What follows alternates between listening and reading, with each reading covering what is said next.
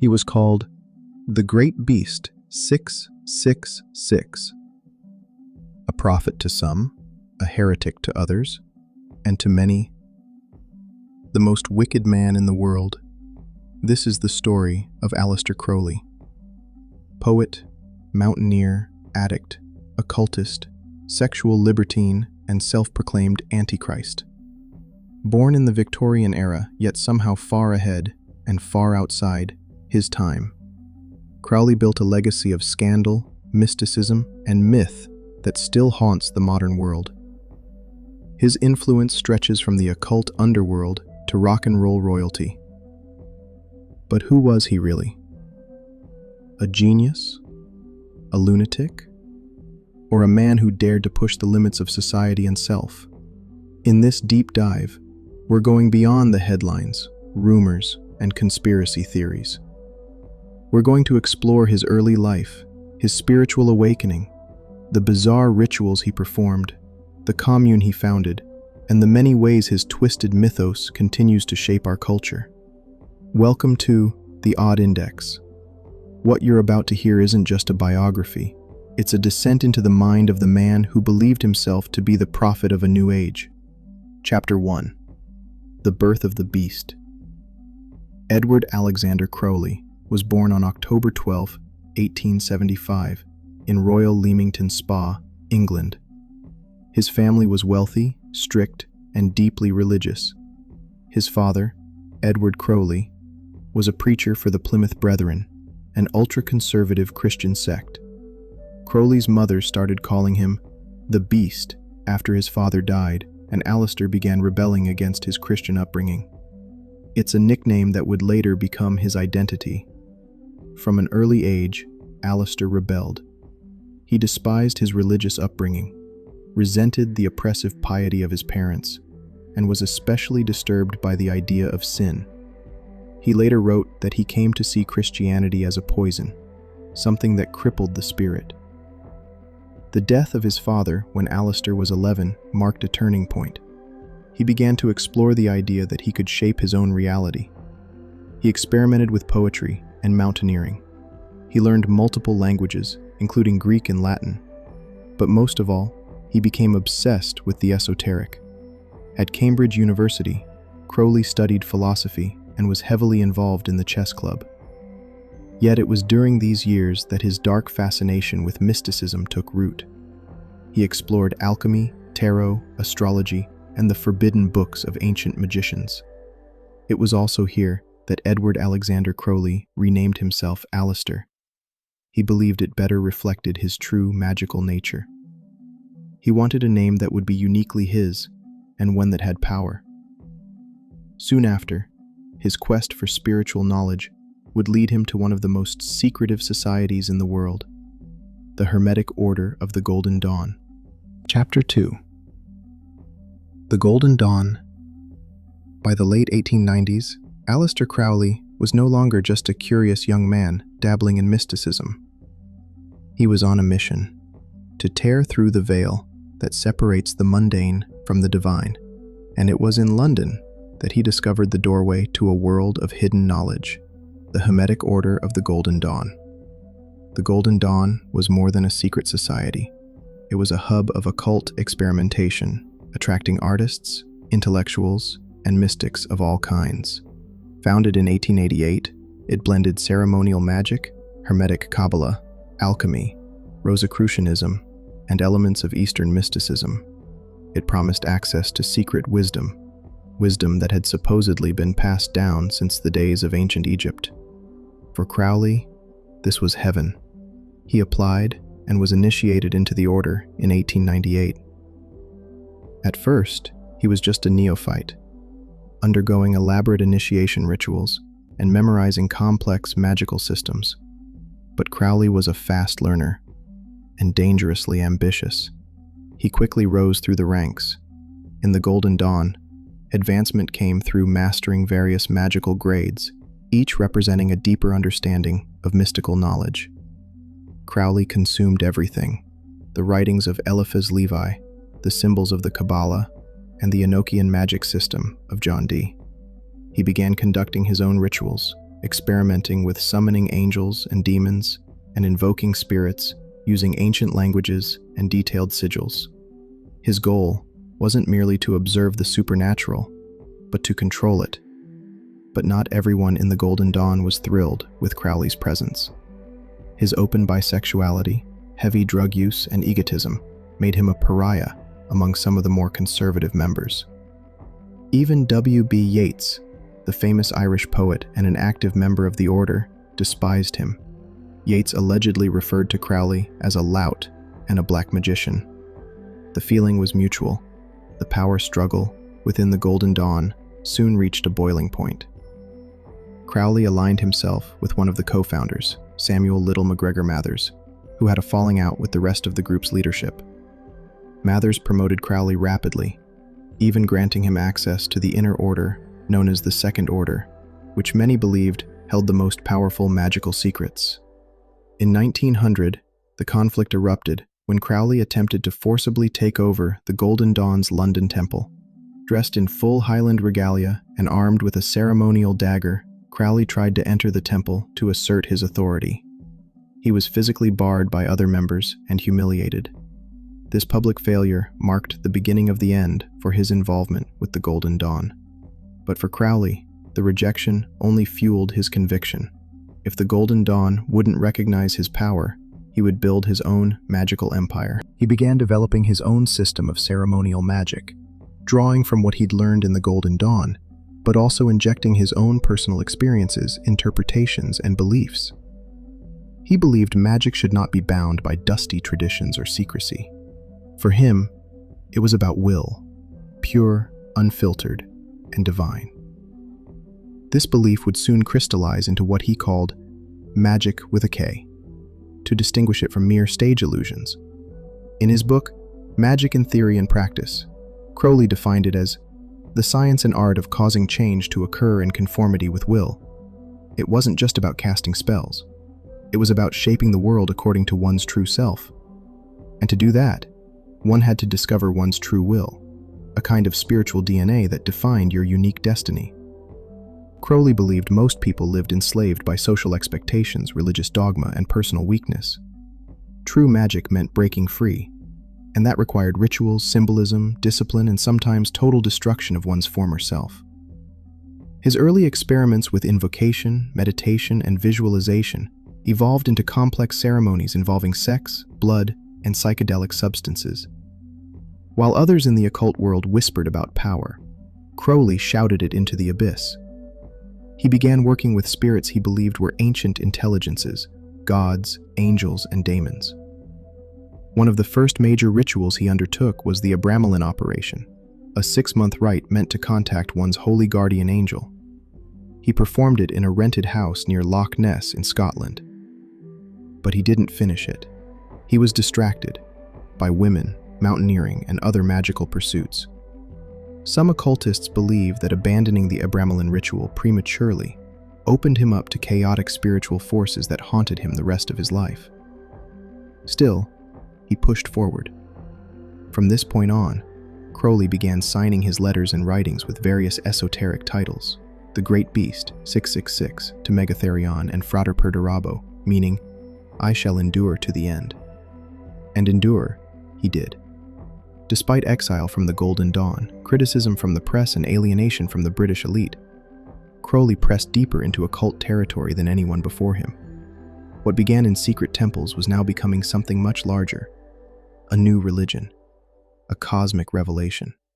And in 1904, he claimed to receive it, not from a priest or a prophet, but from a disembodied voice that spoke to him across the veil of time. That voice would tell him to abandon everything he thought he knew, that the old gods were dead, that a new aeon was beginning, that he, Aleister Crowley, was its prophet. The Golden Dawn may have rejected him, but Crowley had unlocked something even greater: the power to rewrite reality itself. And soon, he would write the book that would define him and damn him for eternity. Chapter 3. The Book of the Law. In 1904, Aleister Crowley traveled to Cairo, Egypt with his wife, Rose Edith Kelly. What was meant to be a honeymoon soon spiraled into one of the strangest paranormal events in modern history. This is where the Book of the Law, the sacred text of a new religion, would be born.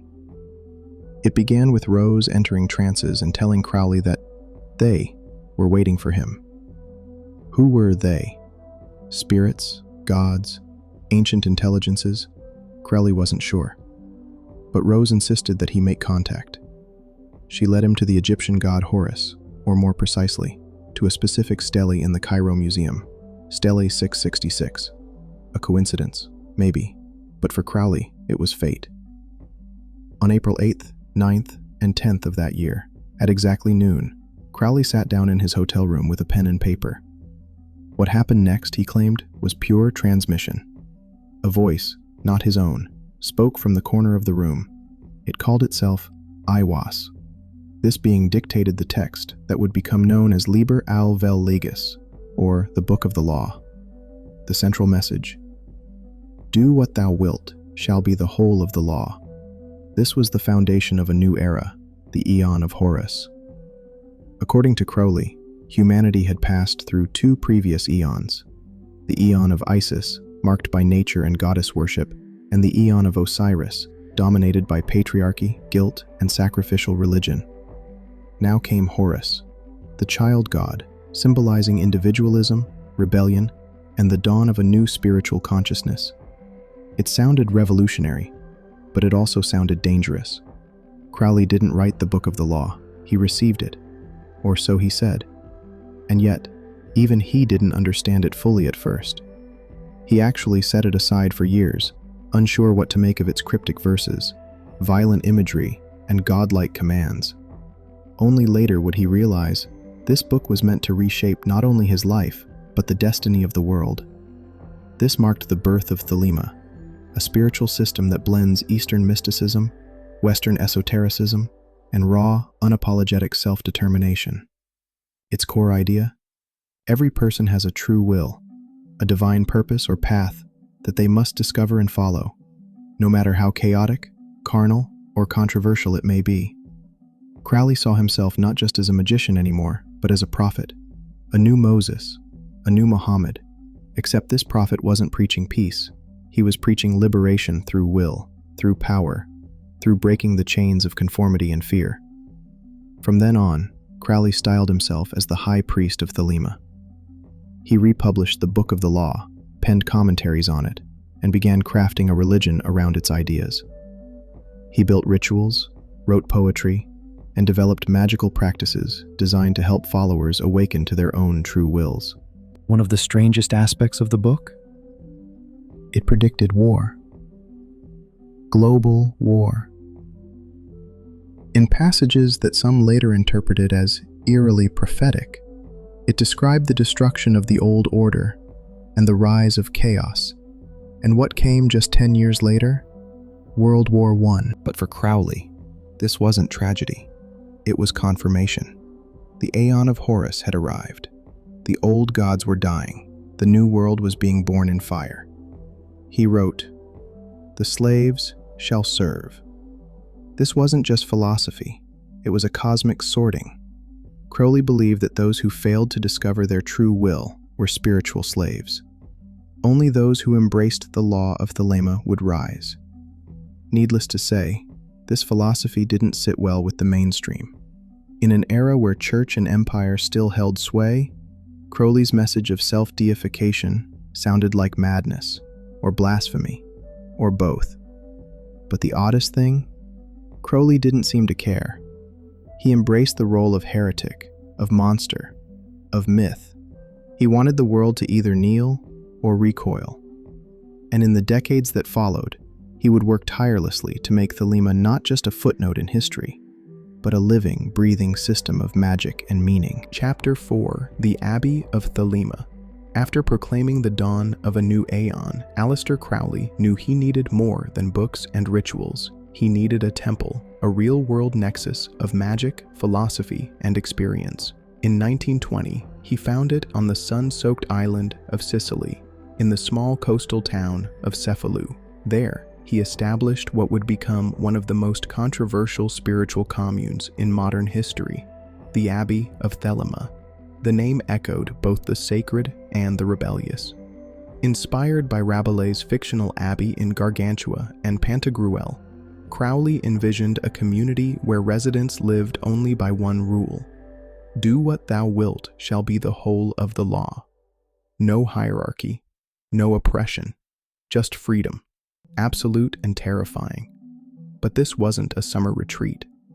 The abbey was a rundown villa, more ruin than residence.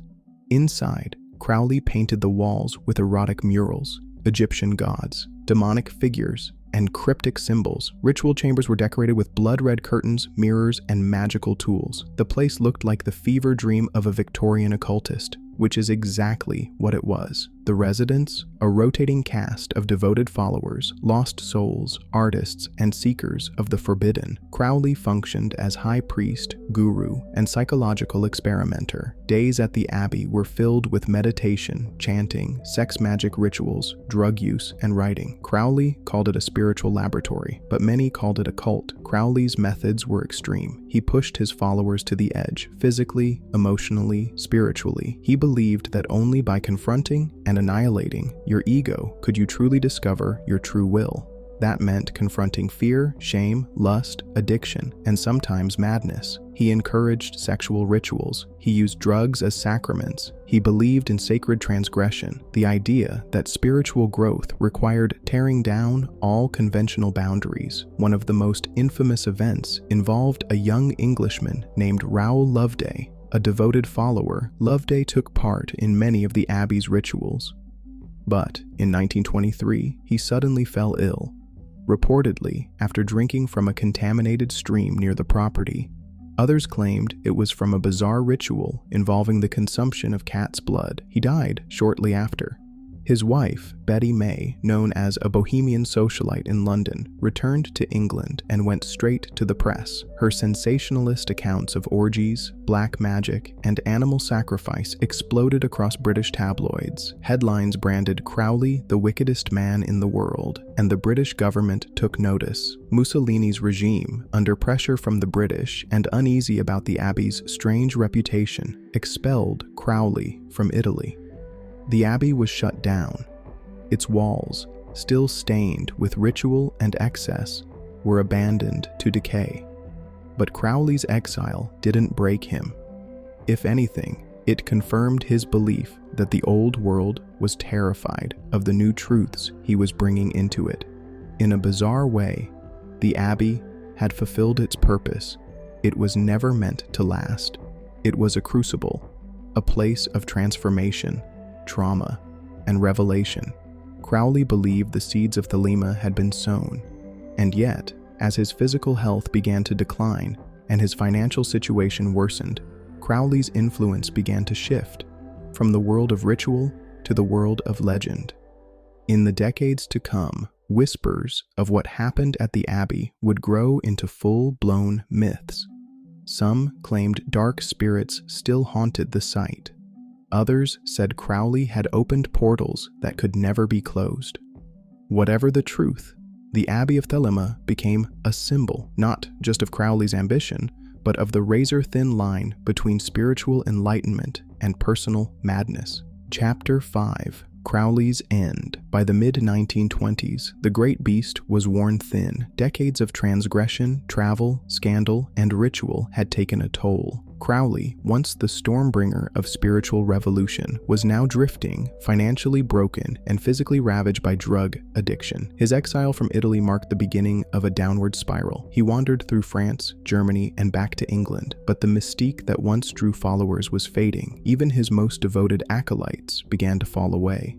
Many saw a man unraveling, his brilliance eroded by self-indulgence, his body frail, and his mind increasingly paranoid. Still, he kept writing books, letters, rants, and manifestos. He tried, and often failed, to launch new occult publications. He filed lawsuits. He raged against detractors. And he continued his magical work, despite the chaos closing in. Heroin became his daily companion. Originally used for his asthma, it quickly turned into a crippling addiction. At times, he was penniless, surviving on donations from a shrinking group of Thelemite loyalists. He lived in cheap hotels, took handouts, and occasionally moved in with admirers willing to house a living legend. But even in this slow collapse, Crowley's myth was curdling into something darker, something enduring. Stories began to spread that he summoned demons, that he killed with curses, that he could astrally project or cause madness in rivals. Truth and fiction blurred until they were indistinguishable. In 1947, Aleister Crowley died in a boarding house in Hastings, England. He was 72. His last words, reportedly, were, "I am perplexed." His funeral was tiny, but theatrical. A Thelemic ritual was read aloud, full of esoteric verses and occult affirmations. The tabloids called it a black mass. But Crowley's influence didn't die. If anything, it metastasized. In the decades after his death, he became a symbol of counterculture rebellion. Occult shops sold his books to new generations of seekers and stoners. Artists and rock stars found inspiration in his forbidden philosophy. Led Zeppelin guitarist Jimmy Page bought Crowley's former estate, Boleskine House, on the shores of Loch Ness. David Bowie referenced him in lyrics. So did Ozzy Osbourne. Even the Beatles placed his image on the cover of Sgt. Pepper's Lonely Hearts Club Band. Why? Because Crowley wasn't just a man, he was an archetype, the occult rebel, the trickster prophet, the embodiment of everything polite society fears and secretly desires. In today's world, his teachings still ripple through New Age circles, chaos magic, conspiracy theories, and internet occult forums. Thelema, his spiritual system, survives as both a religion and a philosophical experiment. A drawing he did of a being he claimed to have communicated with, named Lam, might even look familiar to many, and yet no one has ever fully decoded him. Was he a madman or a misunderstood mystic? A predator or a prophet? Was the Book of the Law truly a transmission from beyond? Or a brilliant piece of subconscious theater? That's the paradox of Aleister Crowley. He remains, like all great enigmas, not something to be solved, but something to be experienced. He called himself the Beast, but he also gave voice to the buried parts of the human soul, the dark, the ecstatic, the lawless, and in doing so, he made himself immortal, not in body, but in myth. Chapter 6, The Crowley Legacy. Aleister Crowley died in 1947, but his spirit never truly left the world. Instead, it seeped deep into the veins of counterculture, chaos magic, and even mainstream pop culture, often lurking just beneath the surface, like an occult ghost in the machine. You might not realize it, but Crowley's fingerprints are everywhere, from the pages of Tattooed Skin to the lyrics of some of the most iconic rock songs ever recorded. Take Jimmy Page of Led Zeppelin, a devoted Crowley fan. He bought Crowley's infamous Boleskine House on the shores of Loch Ness, a place rumored to be a vortex of paranormal energy. Page was said to conduct magical rituals there, and his guitar work often echoed the dark, mystical themes Crowley worshipped. And it didn't stop there. David Bowie wove Crowley's mysticism into his stage personas. Ozzy Osbourne, the Prince of Darkness, drew inspiration from Crowley's theatrical darkness and taboo-breaking attitudes. The Beatles, their legendary Sgt. Pepper's Lonely Hearts Club Band cover famously features Crowley's image, lurking among the weird and wonderful. But Crowley's legacy is bigger than rock stars and weird album art. In the 1970s and beyond, Crowley became a symbolic figurehead for chaos magic, a modern occult practice that strips ritual down to its bare essentials: intent, belief, and the power of will. Chaos magicians often cite Crowley as a key influence, mixing his Thelemic philosophy with their own experimental magic. And then there's the internet. Today, Crowley's writings, rituals, and myths are freely available to millions worldwide. Online occult forums dissect his works, meme his notorious quotes, and build digital temples dedicated to Thelema, His image is an emblem of rebellion, not just against religion, but against the very idea of authority. Crowley was the original counterculture icon, the patron saint of those who challenge the rules and chase forbidden knowledge. But here's the twist: despite the cult-like following and cultural infiltration, Crowley remains wildly misunderstood. Scholars debate whether he was a serious mystic or a showman, a charlatan or a visionary.